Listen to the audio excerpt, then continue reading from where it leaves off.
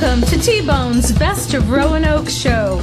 Music, comedy, and conversation featuring HB, the Honey Badger. Honey Badger don't care. Now, on with the show.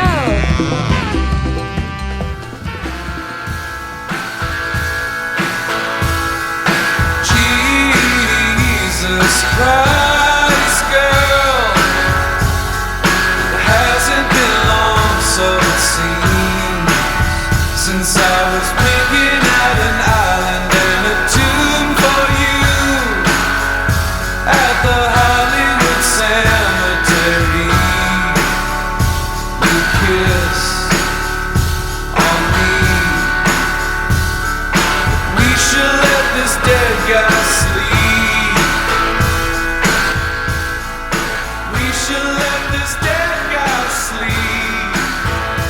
Are you ready, HB? I'm ready, T-Bone. Hayden, are you ready? I am ready. Oh, goody. Let's get it. This is Radio Free Roanoke, and this is episode 132, T-Bone's Best of Roanoke show. HB, I have with me something I bought yesterday at the Roanoke Co-op. Oh, this is a 12-ounce bag of funky chicken coffee from Rooster Coffee, a flavorful crowd pleaser with notes of very dark chocolate and a sweet citrus finish. Yum. Yum is right, and we are here. It smells great. It does smell great, and we are in the belly of the beast with the co-owner, co-founder, Hayden Cosino Hensley. Yes, sir. Is that right? I'm so happy to be here. Thanks for having me. Yes. Thank you for hosting us. Now, on this bag, Hayden, there is a 94 circle that says Coffee Review.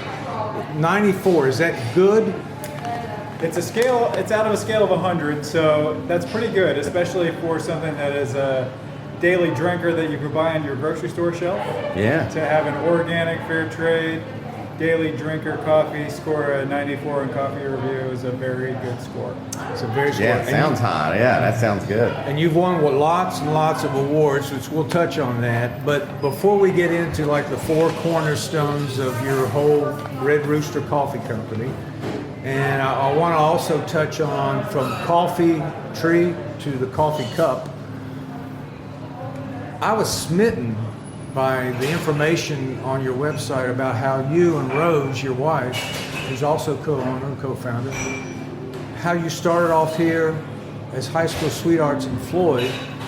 You went out west, she went to NYC, and then it just went from there. Could you tell us that story? It's a very charming story. Well, sure. Rose and I were high school sweethearts. Our first date went to the circus in Roanoke. Okay. And of course, you know, we went our separate ways. When I went to college, she ended up going to college in Long Island and transferred into school in Manhattan in New York and stayed there for several years, I think 7 or 8 years.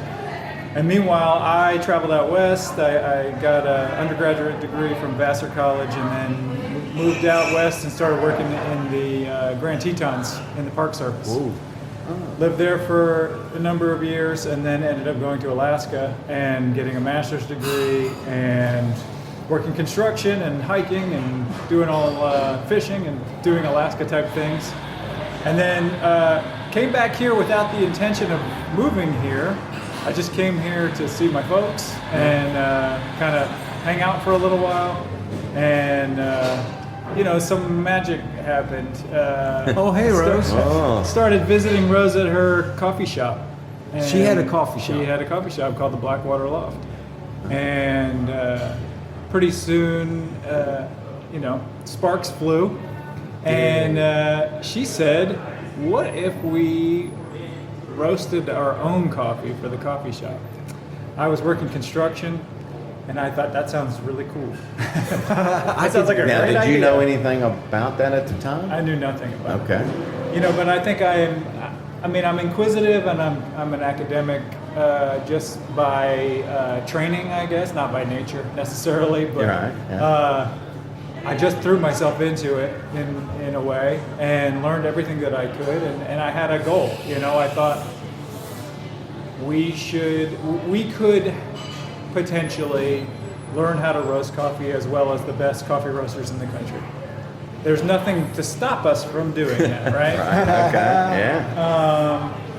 And so I wanted to do that. I didn't necessarily ever think that we would receive recognition for doing it, but I wanted the quality to be there. And that became my goal. And what does that really mean? Like, how do you do that? Well, first of all, you have to buy great coffee. If you're going to buy great coffee, you have to pay a premium to farmers for great coffee. Coffee that's tended from the shrub, from the very beginnings, that's taken care of. And then that's processed meticulously. That's exported fresh. That you bring in with a relationship through your importer, with the producers, with the export mill, with all the hands in the supply chain. Yeah. That's how you get great coffee. And then you roast it well. You become the steward of that coffee. You've got an excellent product already in green form that comes to you, and then your job as the roaster is to bring the most out of it by essentially stewarding it. Don't mess it up. Don't mess it up. Don't mess it up. That's exactly Yeah. right. And we learned how to do that. I was very lucky that the first person that we hired is our head roaster today, Tony Greatorex. He's an intuitively brilliant coffee roaster who understands coffee, understands his palate, has an excellent palate, and knows how to bring out what he wants out of the coffee.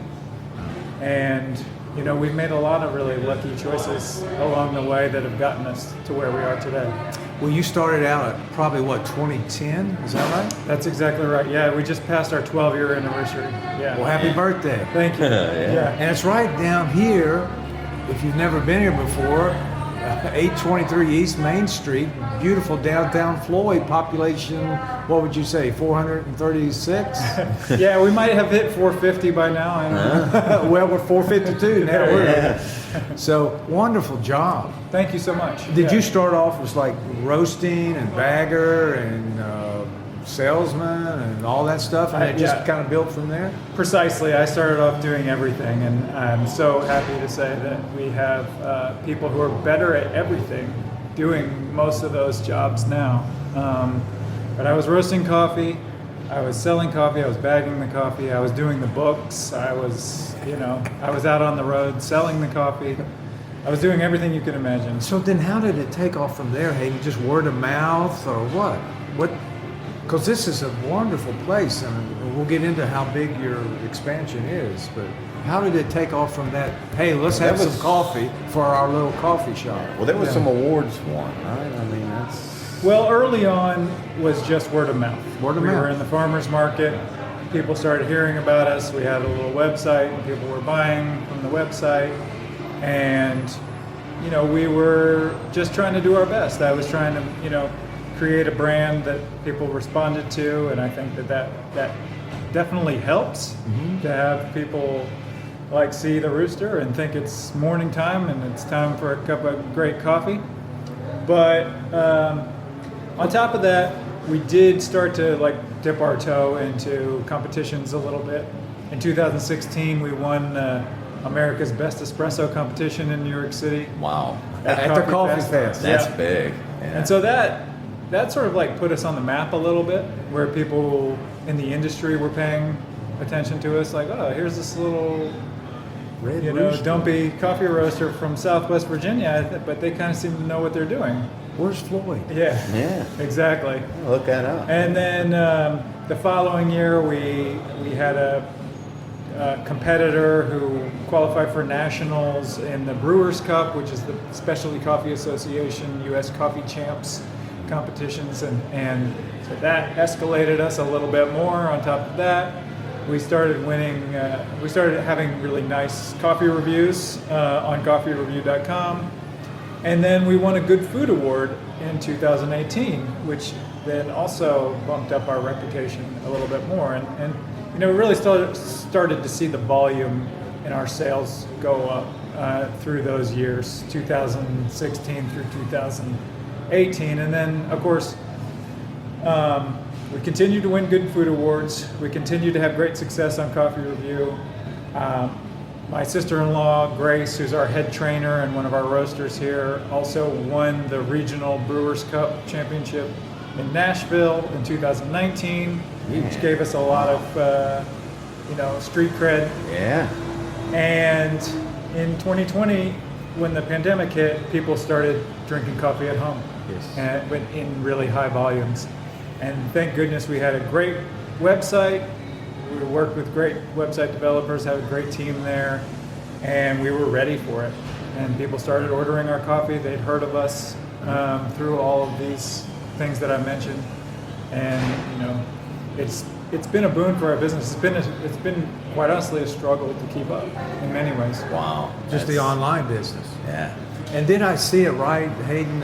It says online, if you order it online, we'll ship it out the next day at 4 a.m. or something like that. It's very We fresh. roast it fresh every day. Every day. So Every day. if you order coffee today, tomorrow that coffee gets roasted, and then the postal service pickup comes and picks it up the following morning. Man. Yeah. That's Okay. fresh. And so really, you don't really want to drink coffee that's under 48 hours roasted. It doesn't taste as good. It's really like the 3 peak. days, 3 days to 10 days is the peak. Okay. Yeah. That's good to know. Yeah. Man.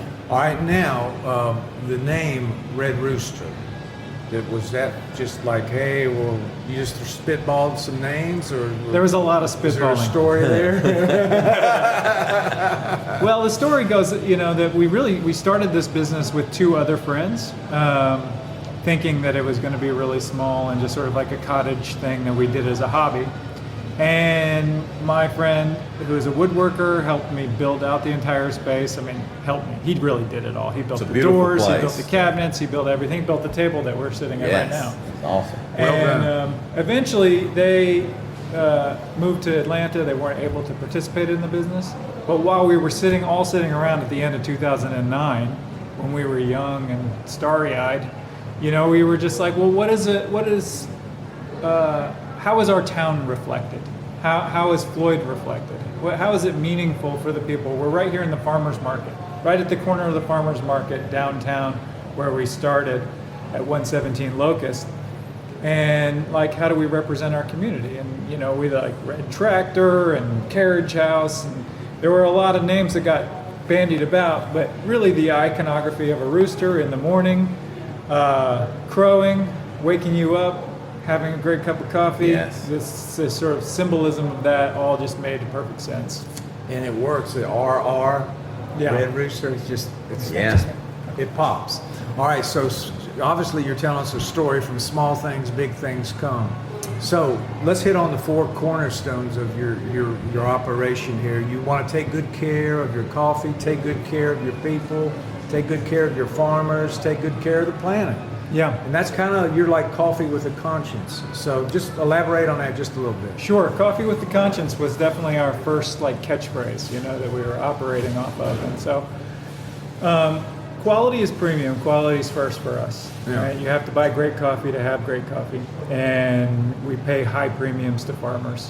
Where does it come from? Yeah. Well, we have coffee from really all over the world, but the places that we buy the most coffee from are probably Peru, Colombia, Nicaragua, Ethiopia, El Salvador, and then Kenya, Burundi, Timor. All believe it or known not. for good coffee. Absolutely, yeah, absolutely. You really can't do better than an Ethiopian or Kenyan coffee. That's the top quality in the world. Ah, that's good to know. Yeah. All right, and then your employees, you've grown to what, 20, 30 people now, employees? Well, close to it? Or? So in the building here, we have our on-site childcare. Yeah, tell us Where- about that. Yeah. So Who we was the started first- that in 2018. We're the only coffee roaster in the country to have an on-site childcare facility.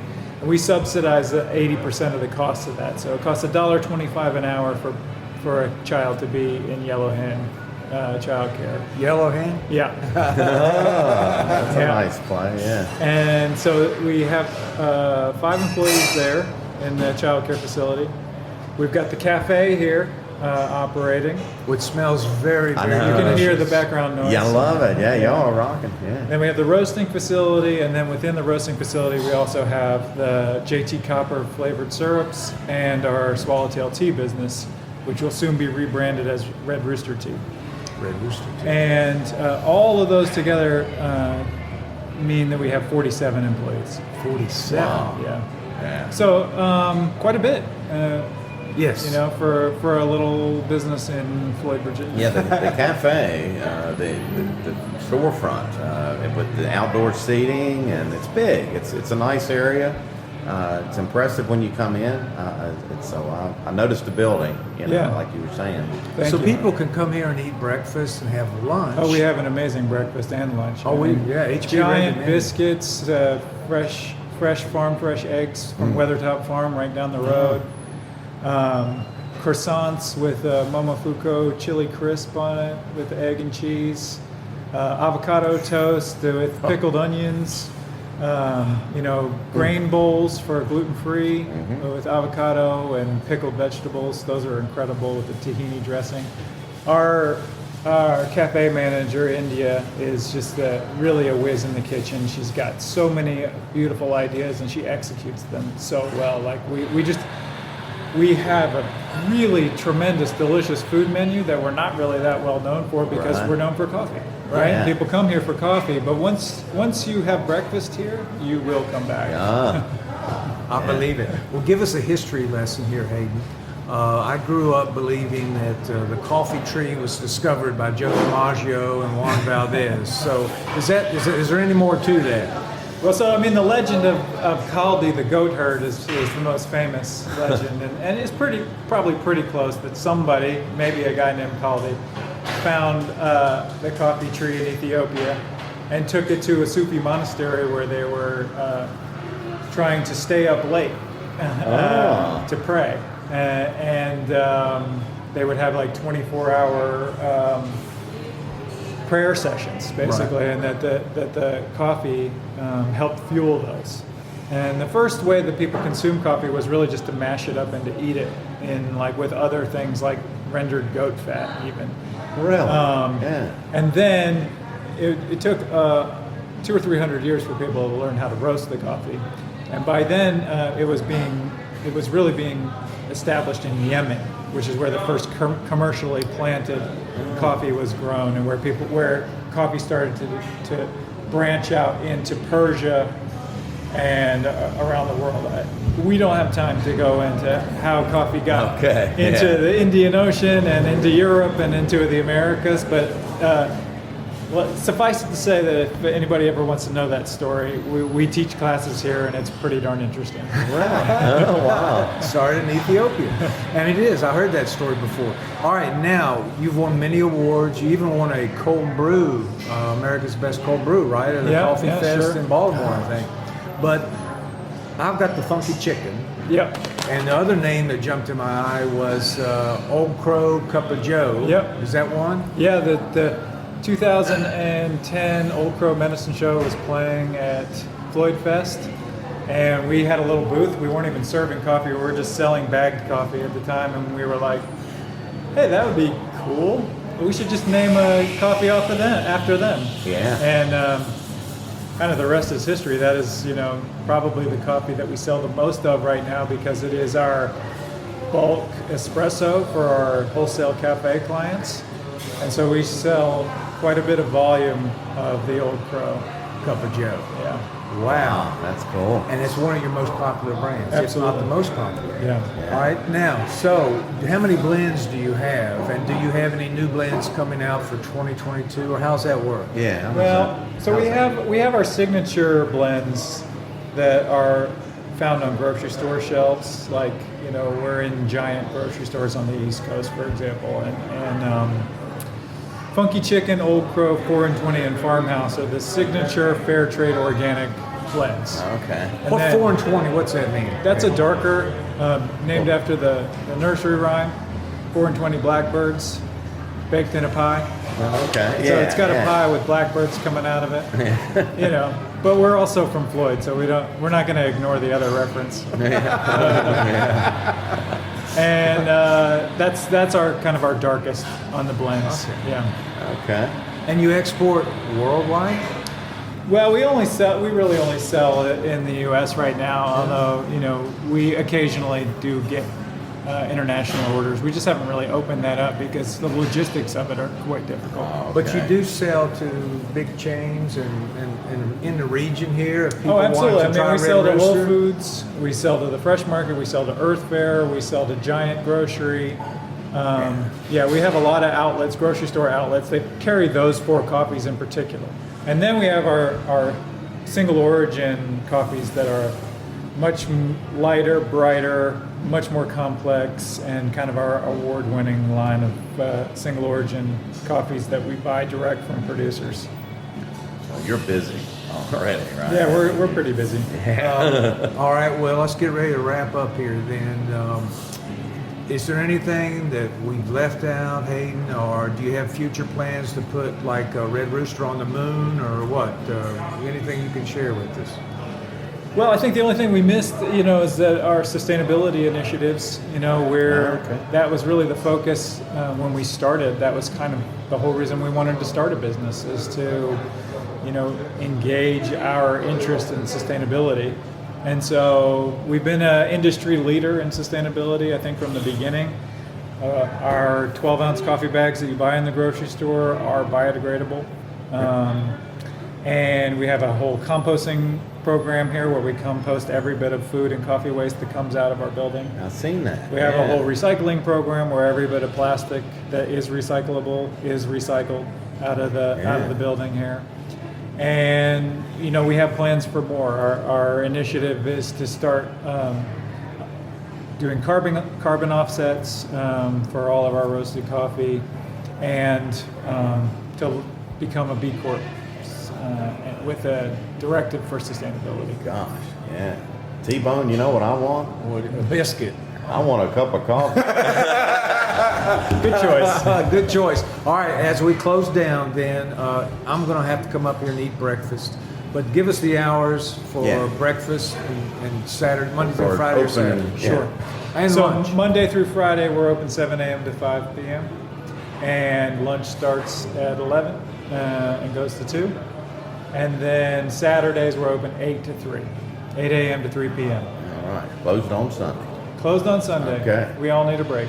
Yes. There you go. Well, I'm gonna go get maybe a 4 plus 20, or maybe an Old Crow, cup of Joe, or maybe just stay with the funky chicken. But thank you so much, Hayden. This has been a blessing to find this place. This is more than I imagined. Yes. Well, thank you so much. It's been a great pleasure speaking to you. And it's if I would sum it up, I would sum it up family and Fair and Floyd. It's just a wonderful group. I love it. Yes. Yeah. Thank you. Thank you, man. Thank you very much. Go get it, guys.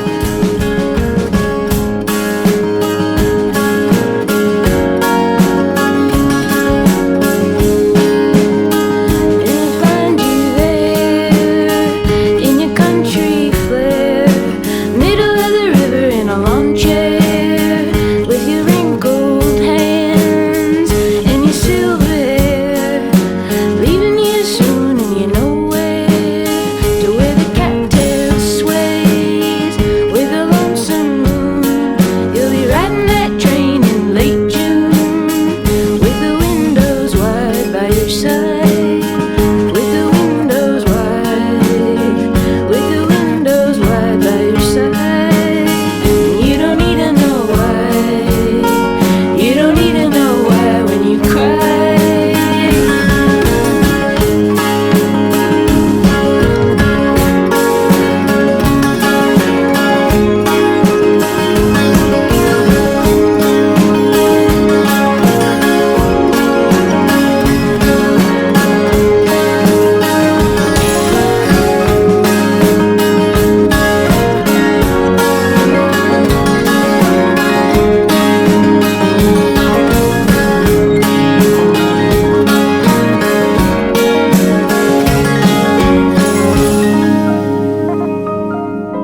Show announcer Elizabeth Ann Hughes, recording engineer Mike Hawley, executive editor J.T. Woodrum, and thanks for stopping by.